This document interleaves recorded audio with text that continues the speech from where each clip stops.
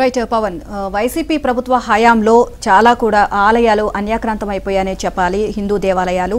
And దీనికి సంబంధించి కొన్ని దేవాలయాలను కూడా కూల్చివేయడాలు, ఇట్లా పగలగొట్టడాలు ఇలాంటివి జరిగాయి. ఇప్పుడు సాక్షాత్ తిరుమల శ్రీవారి కొండపైన కూడా ఇలాంటివి అన్యాయాలు, అక్రమాలు జరిగాయి. ఎవరికి వాళ్ళు అంటే శ్రీవారిని దర్శించుకోవడానికి వాళ్ళని తీసుకువెళ్ళడానికి వాళ్ళ దగ్గర డబ్బులు తీసుకొని దర్శనానికి, విఐపి దర్శనానికి తీసుకువెళ్ళడానికి లక్షలు దండుకొని వాళ్ళ దగ్గర నుంచి ఇలాంటివి కూడా జరిగాయి అనమాట. ఎవరికి తోచిన వారు వాళ్ళు ఆ విధంగా దండుకోవడం జరిగింది. ఇప్పటికంటే కూటమి ప్రభుత్వం అధికారంలోకి వచ్చింది, వైసీపీ ప్రభుత్వం అధికారం కోల్పోయింది. అయినా సరే ఇదంతా ఇంకా కొనసాగుతూనే ఉంది. అండ్ ఎక్కడికక్కడ మంత్రుల సిఫార్సు లేఖలను అడ్డుగా పెట్టుకుని సామాన్యుల దగ్గర నుంచి డబ్బులు దండుకుంటున్న పరిస్థితి అయితే కనిపిస్తుంది. దీనికి సంబంధించి అక్కడ విజిలెన్స్ అధికారుల దగ్గర అక్కడ వైసీపీ ఒక నేతగా అంటే దొరికిపోయినట్లుగా కూడా తెలుస్తుంది. దీనికి సంబంధించి చూస్తే తిరుమల శ్రీవారి దర్శనాన్ని వ్యాపారంగా మార్చేసిన గత ప్రభుత్వ ఒరవడి ఇంకా కొనసాగుతోంది. రాష్ట్రంలో ప్రభుత్వం మారినా కూడా కొండపై తిష్ట వేసుకొని కూర్చున్న దళారులు ఏమాత్రం వెనక్కి తగ్గడం లేదు. మంత్రుల సిఫార్సు లేఖల కోసం పెద్ద మొత్తంలో ఇస్తామంటూ ఆఫర్లతో ప్రలోభ పెట్టేందుకు ప్రయత్నాలు చేస్తున్నారు. ఇక అధికారాన్ని అడ్డుపెట్టుకుని కొందరు వైసీపీ ప్రజాప్రతినిధులు శ్రీవారి దర్శనాలకు సంబంధించిన లేఖలను అందిన కాడికి అమ్ముకొని సొమ్ము చేసుకుంటున్నారు. ఈ వ్యవహారంలో ఓ వైసీపీ ఎమ్మెల్సీ కొండపైన విజిలెన్స్ కు దొరికిపోయారు కూడా. ఇక ఇప్పుడు కూటమి ప్రభుత్వం అధికారంలోకి వచ్చినా ఈ దందా యథేచ్ఛగా సాగుతోందని ఆరోపణలు వస్తున్నాయి. గతంలో వైసీపీ మంత్రులు, ఎమ్మెల్యేల నుంచి దళారులు అధిక రేట్లకు సిఫార్సుల లేఖలను కొనుగోలు చేసేవారు. వాటిని ఉపయోగించుకుని సామాన్య భక్తుల వద్ద నుంచి భారీగా పిండేశారు. ఇప్పటికీ అదే ఒరవడి కొనసాగుతోంది. టీటీడీ పాలక మండలి నియామకం కోసం అధికారులు, మంత్రులతో కలిసి సీఎం ఇటీవల కసరత్తు చేశారు. ఈ సందర్భంగా సిఫార్సు లేఖల అంశం చర్చకు వచ్చింది.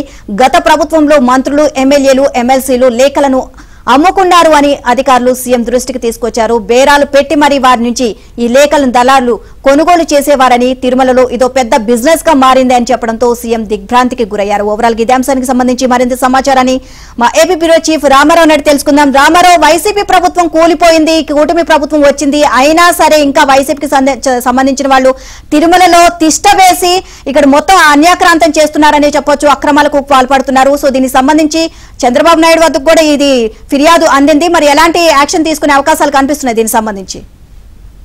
నీలిమ తెలుగువారి ఇలవేల్పు, అదే విధంగా చంద్రబాబు కులదైవం కూడా అయిన తిరుమల శ్రీవారి పుణ్యక్షేత్రంలో అక్కడ వైసీపీ ప్రభుత్వ హయాంలో 2019 నుంచి 24 వరకు జరిగిన లేఖల దందా ఇప్పటికీ కొనసాగుతుంది అనేది ఇటీవల ముఖ్యమంత్రి చంద్రబాబు నాయుడు దృష్టికి వెళ్ళింది. తన కులదైవంగా భావించడంతో పాటు అలిపిరిలో జరిగిన సంఘటనలో తన దేవదేవుడే కాపాడని చెప్పుకునే చంద్రబాబు ఇప్పుడు ప్రస్తుతం జరుగుతున్న ఈ వ్యవహారంపై తీవ్ర ఆశ్చర్యం వ్యక్తం చేయడమే కాకుండా దీన్ని కట్టడి చేసేందుకు తగిన చర్యలు తీసుకోవాలి అని కూడా అధికార యంత్రాంగాన్ని ఆదేశించారు. అదేవిధంగా లేఖలు ఇచ్చే సమయంలో ప్రజాప్రతినిధులతో పాటు అధికారులు కూడా తగిన జాగ్రత్తలు తీసుకోవాలి అని కూడా ఆయన సూచించారు. ప్రధానంగా మంత్రులు కొంతమంది వద్దకు వచ్చి వైసీపీ ప్రభుత్వ హయాంలో తాము లేఖలు తీసుకొని లక్షల రూపాయలు, నెలకు 15 నుంచి 20 లక్షల రూపాయలు ఇచ్చేవారు అని, ఇప్పుడు కూడా అలా మీరు ఇస్తే అలా లేఖలు ఇస్తే మేము 15 నుంచి 20 లక్షల రూపాయలు నెలకు ఇస్తాము అని చెప్పి కొంతమంది దళారులు మంత్రులను ఆశ్రయించడం ఆశ్చర్య కలిగించే విషయంగా మారింది. ఇటీవల ముఖ్యమంత్రి చంద్రబాబు నాయుడు వద్ద టీటీడీ పాలక మండలి నియామకానికి సంబంధించి జరిగిన చర్చలో పాల్గొన్న ఒక మహిళా మంత్రి ఈ విషయం ముఖ్యమంత్రికి చెప్పడంతో ఆయన ఆశ్చర్యపోయారు. అదేవిధంగా మరికొంతమంది ఎమ్మెల్యేలు కూడా తమ లేఖలను ఒకసారిగా వాళ్ళకి ఇచ్చేసి వాళ్ళ వద్ద నుంచి డబ్బులు దండుకుంటున్న వ్యవహారం కూడా వెలుగులోకి వచ్చింది. వైసీపీ ప్రభుత్వ హయాంలో ఒక ఎమ్మెల్సీ ఈ విధంగా సిఫార్సు లేఖలు అమ్ముకున్న విషయాన్ని టీటీడీ విజిలెన్స్ దృష్టికి రావటమే కాకుండా వాళ్ళు ఆయన్ని కూడా అదుపులోకి తీసుకొని ప్రశ్నించిన వ్యవహారం అప్పట్లో సంచలనం రేకెత్తించింది.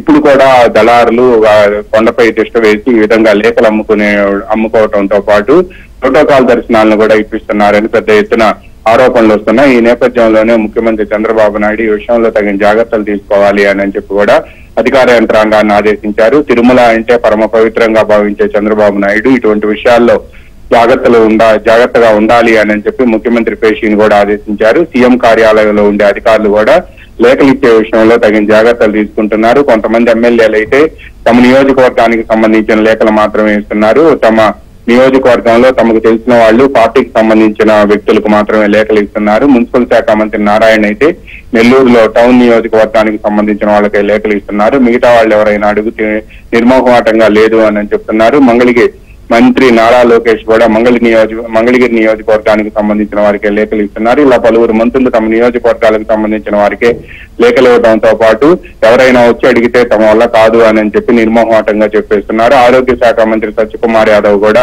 ఇదే పద్ధతిని అవలంబిస్తున్నారు. ఎటువంటి దేవదేవుడిని కొలుచుకునేందుకు వెళ్లే వారికి ఎవరికి కూడా అక్కడ అవకతవకలు జరిగితే ఎలా అని చెప్పి పలువురు మంత్రులు ప్రశ్నిస్తున్నారు. ముఖ్యమంత్రి చంద్రబాబు నాయుడు కూడా మంత్రులకు తగిన జాగ్రత్తలు చెప్పినట్టు తెలిసింది. లేఖల విషయంలో అప్రమత్తంగా ఉండాలి అని చెప్పి ఆదేశాలు జారీ చేసినట్టు తెలిసింది. సీఎంఓలో ఉన్న అధికారులు కూడా 1-2 సార్లు ఆలోచించిన తర్వాతనే తమకు తెలిసిన వాళ్ళైతే మాత్రమే లేఖలు ఇస్తున్నారు. తిరుమలలో జరుగుతున్న ఈ దళారుల దందా కార్యక్రమాన్ని ఎట్టి పరిస్థితుల్లో కూడా నిలిపివేయాలి అని చెప్పి ముఖ్యమంత్రి చంద్రబాబు నాయుడు కృతనిశ్చయంతో ఉన్నారు. అందువల్ల లేఖలు ఇచ్చే విషయంలో మంత్రులు గాని ఎమ్మెల్యేలు గాని తగిన జాగ్రత్తలు తీసుకోవాలని కూడా ఆయన చెప్పారు. మహిళా మంత్రి చెప్పిన విషయం తెలుసుకున్న చంద్రబాబు నాయుడు ఆశ్చర్యపోవడమే కాకుండా దేవదేవుని సన్నిధిలో ఇటువంటి వ్యవహారాలు జరగకూడదు అని చెప్పి కూడా స్పష్టంగా చెప్పారు. Neelima. Right, thank you Ramarao.